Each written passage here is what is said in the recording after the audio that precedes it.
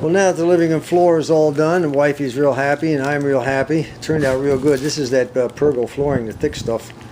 It wasn't cheap, but you know, it was well worth the effort. It took a lot of pains making sure everything fit just right. It was not an outstanding professional job. I'm not an outstanding professional at anything, but I did the best I could. Right now I'm putting the baseboard back up, and I was getting ready to put the molding back around the door, and I noticed this thing here was sandwiched here like that. And I hadn't even noticed it until now. I said, what the heck is that? I think it might have been covered with dust and everything, but it caught my eye, so I took it out, and it is one of the workers decided he wasn't going to carry any trash out of here. He just stuck it in the wall. Chesterfield King cigarettes. They were non-filter, for those of you who never heard of Chesterfield. Very famous brand back in the day. I think our house was built in like 1968, somewhere around there, and they still sold them. I don't know if they still sell them or not. My grandmother used to smoke Chesterfield at one time. So, you know, I think, you know, you'd think if the guy would have had any class, he'd put like a dollar bill inside of it, but it was empty. No class. Well, hello again. It's time to get back in this shop. I've been doing so many things around the yard and in the house. It's not getting any cooler out there, I'll tell you. I've got to get some stuff done. So let's pop the rest of this place open and get to work. Getting back to these rotors, we're not going to spend too much time on it, but right here, right here is the letter L stamped into the metal, and the other one had the letter R stamped into it. You know something? I never even saw that. But I must be blind. Anyway, what I've done is went ahead and switched it to the other side and mounted up the calipers just to see if it would clear and everything would be fine.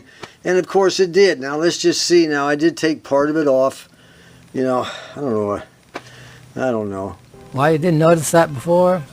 Who knows? Anyway, let's go ahead and look at the other side and see what effect I had on it by me grinding off a little bit that I shouldn't have done. Well, I really didn't take that much off, just enough to clear this thing sticking out. So I got a little bit of clearance at the top and a little bit of clearance down here at the bottom, and it is just a dust shield, so we're still good to go. We got everything bolted on. So what I'm going to do right now is go ahead and remove the calipers, get the rotors back on, put the calipers back on, and then insert the brake pads and see if I can't button both wheels up, and then we'll move on to something else. By the way, before I put the spindle nut keeper on, or spindle nut retainer, you'll remember in the last video I told you that the cotter pins, these are 1/8 inch cotter pins in diameter, and they're a little bit too loose. At least they were for me. They probably would have worked. I just didn't like them. I wanted a cotter pin that would be the same diameter or the same size as the space. So I went back to the old hardware store and I picked out 5/32. See, now they fit perfect. There's almost no wiggle at all in there. They're about the same exact size as the slot. 5/32. In addition to other things that cause conflict, I decided I would go ahead and cover how to install a cotter pin. You know, and there's really no set way how to do it once the cotter pin is all the way through.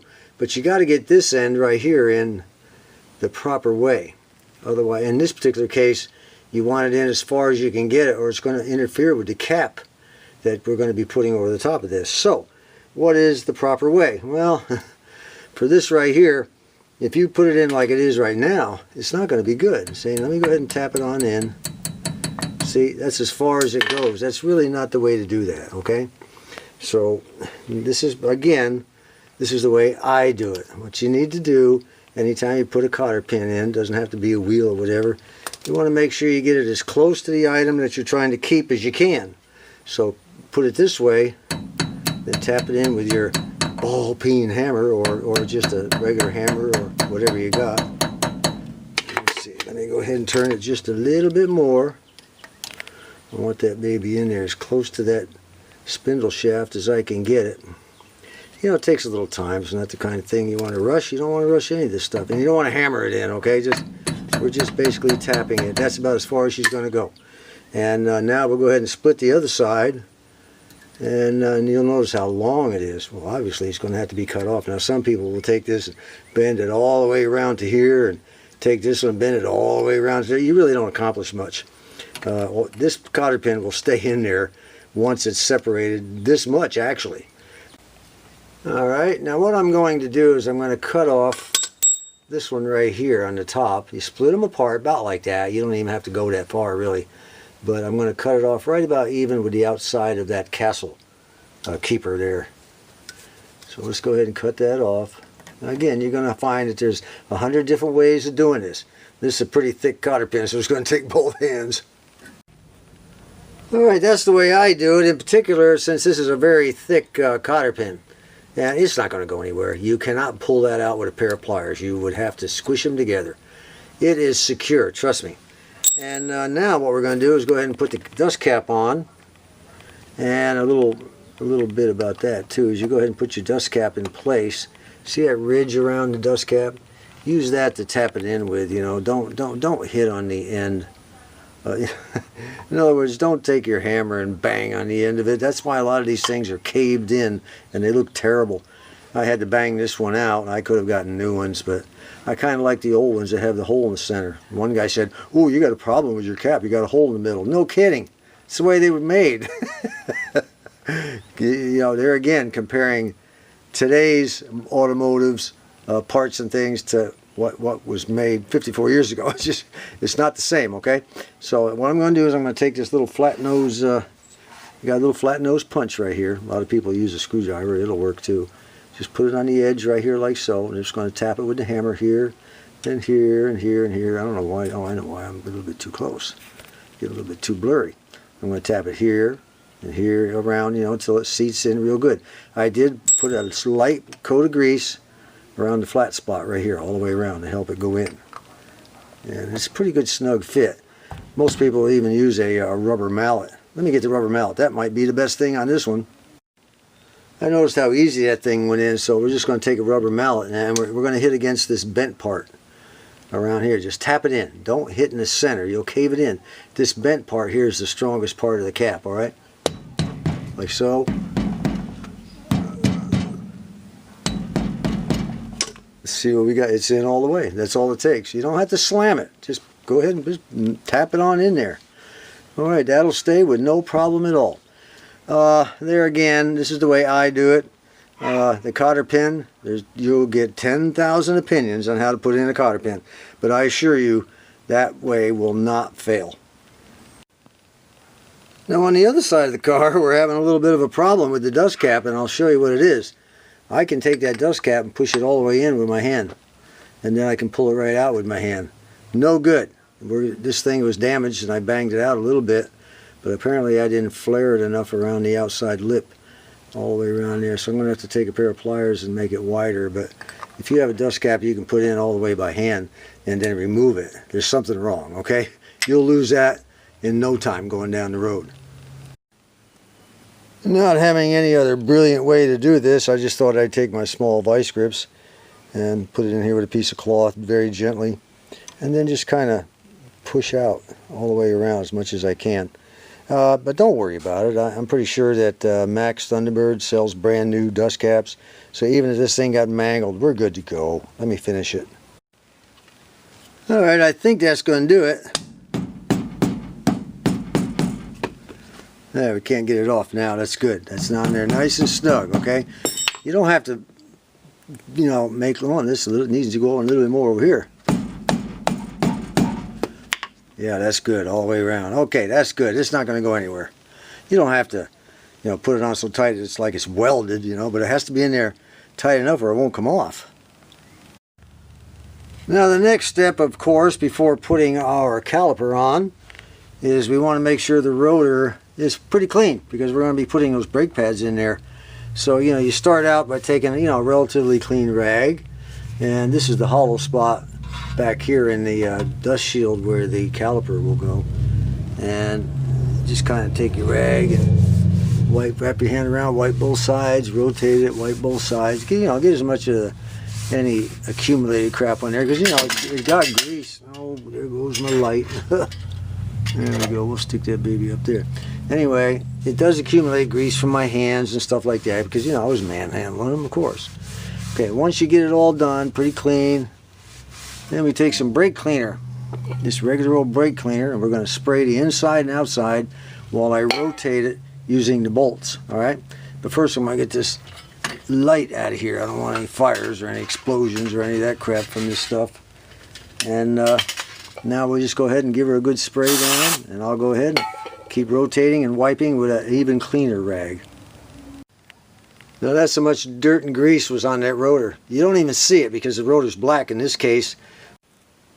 The next thing we have to do is we got to clean up these brake pads. The back of some of these brake pads are really mangy, and we're going to put them on the old wire brush on the wheel here, and you know, then maybe tape them off and paint them. I have, thanks to Ron C., our good subscriber, I have some blue Ford paint that I could tape off the shoe and give these a nice spray.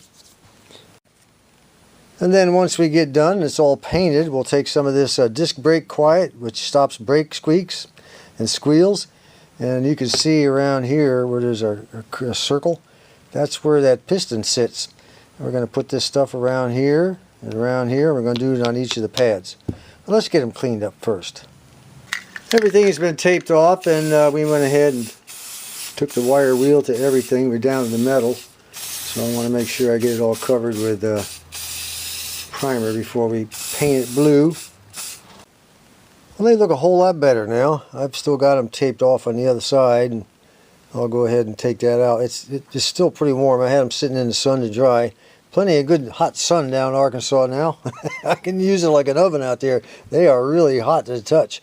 Anyway, we'll take the tape off the other side tomorrow, and then we'll take our little disc brake quiet, and then this, according to the instructions on this stuff, this is CRC. And I don't know, that's all they had at O'Reilly's. It should do the job, but I'm going to be smearing it all over. They said cover the entire back of it. I'm not so sure I want to do that. I think I'll just cover, I think I'll leave the center, you know, without it, and then just kind of cover all the way around, leave a couple of nice round areas or within the square area, and we'll see what happens on that. Also, this part of the pad, you see these two little hooks here? One on each side of each of the shoes. We'll show you something on the caliper that they slide on. Now those two little hooks, they slide along. This is a sharp edge. It's sharp all the way down. And we'll be inserting the pads in this way from the top. And those little hooks will catch on this, and it'll also catch on this one down here. It's like a little ledge, okay? And they slide back and forth right like that. And one on each side, and they're pushed back and forth, of course, by these pistons. Now we're going to have to grease this up a little bit. I mean, you know, essentially what we got is, even though I've got a little paint on it, it won't take long to wear out, and I'm not going to scrape it out. It'll wear out by itself, but it's going to need lubrication right here. And there's such a thing as brake and caliper grease, synthetic. I'm going to try to pick some of that up. I always just used actual grease and stuff, whatever I had on hand. But we're not going to do that with this. We're going to do it right. We're going to put actual synthetic kind of grease here. We're not going to put it out here, just where the pad moves back and forth on both of these. Well, they turned out really nice. I'm surprised. On both sides, everything looks good. There's no more rust. I had removed, I stated earlier that, you know, we had gone down the metal only in the rusted areas, and I left the base paint on there, but they've had a chance to dry all night long. So what we're going to do now is we're going to put this brake quiet on, and according to this, it says it's supposed to be put on liberally. Well, I guess that's what we'll do. I'll just go ahead and put it all over the whole thing instead of just these areas right here. And before I do that, though, we need to flip these babies over and give a little sanding to the surface, because once I put, you know, that stuff on there, we won't be able to flip it over and do this, so I got to do it first. It's just a very light sanding. You know, I'm not going to be creating clouds of brake dust, you know, just enough to kind of take the glaze off. That's all it takes, is that right there. That's it, one done. We'll do the rest, and then we'll flip it back over and get this stuff on. For those that may not realize it or know, the reason I sanded this is, you know, I've been handling it with my hands with grease and all kinds of stuff. You got to get that off there. You don't want to have any kind of contaminant grease, oil, or anything on the brake pad, because this is what actually stops you. Alright, let's get this stuff on. Now, after I put it on, I have to smear it around with my finger a little bit, you know, all the way around. I've seen some YouTube videos where they barely put it on there, you know, they barely, it's just so thin, it's not even there. I can't understand that. And they claim that's enough. I don't believe it, because they wouldn't put, I've seen it done before, but a whole lot thicker than what they were doing. And besides, it does say liberally apply. I'll do one, and then, now this thing prevents it from squealing, squeaking, and also helps with the cooling. Helps with heat dissipation, okay? And after you get it all on, we get it everywhere we want to put it. Then we let it set up for about 10 minutes, a minimum of 10 minutes. It says on the bottle you can go ahead and put them in if they're tacky. I'm not too sure that's a good idea. It's not like we don't have the time or anything, you know. So we'll go ahead and do one here. Smear it all around. You know, there's different kinds. This CRC just happened to be the kind that O'Reilly Auto Parts has. You know, so you can get anything that says brake quiet. This looks similar to this. It's almost like a goo, just a kind of a goo, like almost like a very, very thin grease, which is really what it was. Okay, and that's what we're going to do to the remaining 3. Well, that's it. The only thing you really have to worry about is do not get any of this stuff on the brake pad itself up underneath. Keep that clean. This is only meant to be put on the back of the brake pad. Now, while that thing is drying for the next, I'll probably let it dry for quite a while. You know, you don't have to wait 10 minutes and then quick put it on your car unless you have to get out of there in a hurry. I also have this stuff called synthetic brake grease. Now, you can buy this in a bottle if you want for $15, or you can get these little packs for $1.50, which is what I bought. I bought a couple of them. I didn't have any around. Used to have some, but what we're going to do is we're going to go ahead and grease those sliders I showed you, and I think it was the last segment. But anyway, I often refer to YouTube videos about how to do certain things that I already know how to do. And the reason I do that is because they've come out with maybe improved methods since the last time I've done this sort of thing. They've come out with perhaps improved material to use in order to do the job. I try to get myself up to date a little bit. You know, you can't be one of these guys, well, that's the way we've always done it, you know, stuck in your ways for the last 40 years. You need to find out if there's anything new, anything better, anything more conducive to what you're trying to do as far as procedure goes. So sometimes it's all the same. Other times, oh, I didn't know they had that. I didn't know they did that. And we'll go ahead and do it the better way now. You know, you have to be flexible, in particular when you're dealing with safety, like brakes and everything. You know, you don't want to do something that you did 50 years ago if it no longer applies. You have to be flexible. You have to be willing to listen to new ideas. So that's what we're doing. You know, I wasn't sure how much to really put this stuff on the back of the pads, but you know, this bottle clearly says liberally. In other words, not a thin coat, so it's on liberally. It's almost like putting a coat of rubber. It hardens, it dries up pretty fast. It's already sticky on my fingers and everything, so it provides a cushion. It's nothing more than a liquid gasket, I guess. Really keeps the metal from when the pistons come out. It's metal, and it would wear through the paint. And it would be metal to metal, and then there would be heat involved. It would be transferred from, you know, through the pad to the metal, over to the pistons, and get the fluid hot. Maybe, I don't know. You know, when I came down off a mountain not too long ago from visiting our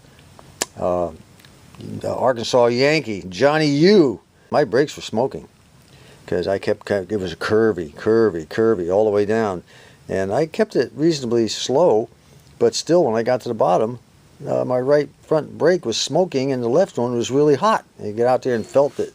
Man, I'll tell you, it was I'm glad I got to the bottom of the mountain when I did. Anyway, we're going to go ahead and open this up and put it on those sliders right now. Alright, what I'm going to do here is I'm going to go ahead and lay this grease down in on right here. I'm not going to stick it out here where the middle is. It's not needed. I'm going to put it right about in there on both sides. And I'm also going to put it on the brake pad after that stuff dries. So how do you keep it right there and not without getting it, you know, taking a chance of getting it on your rotor? You don't want that to happen. You go ahead and put your grease in there first. Get your dab in there. Come on, baby, get in there.